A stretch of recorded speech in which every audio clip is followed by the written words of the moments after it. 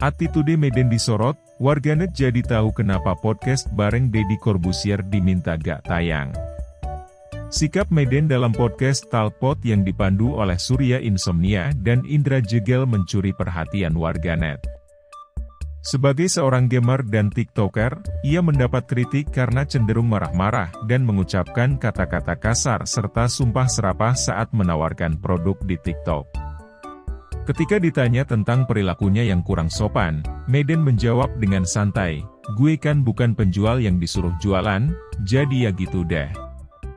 Walaupun keluarga Medan tidak keberatan dengan cara anaknya berjualan di TikTok, beberapa ibu-ibu online justru merasa keberatan dan menganggap cara Medan kurang mendidik.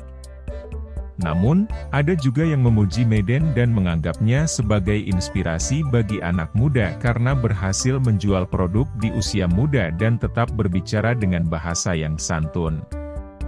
Beberapa warganet bahkan membahas tentang podcast Medan dengan Deddy Corbuzier yang batal ditayangkan karena kontroversi.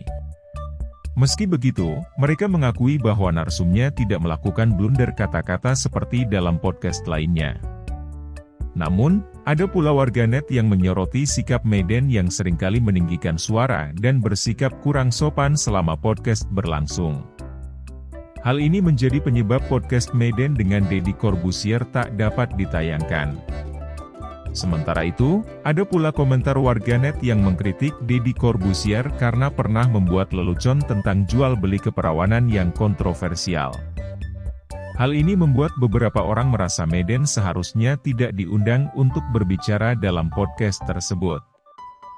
Dalam bahasa gaul dan sopan, dapat dikatakan bahwa sikap Medan dalam podcast Talkpot mendapat perhatian dari warganet. Meskipun ada yang menganggapnya kurang sopan dalam berbicara dan menawarkan produk di TikTok, ada pula yang memuji Medan sebagai inspirasi bagi anak muda. Namun, ada juga yang menyoroti kontroversi podcast Medan dengan Deddy Corbuzier yang tidak dapat ditayangkan karena beberapa alasan, termasuk sikap Medan yang kurang sopan selama podcast tersebut berlangsung. Semua komentar dan tanggapan warganet tersebut tentunya dapat menjadi bahan pertimbangan bagi Medan untuk lebih memperhatikan sikap dan bahasa yang digunakan selama berinteraksi dengan publik.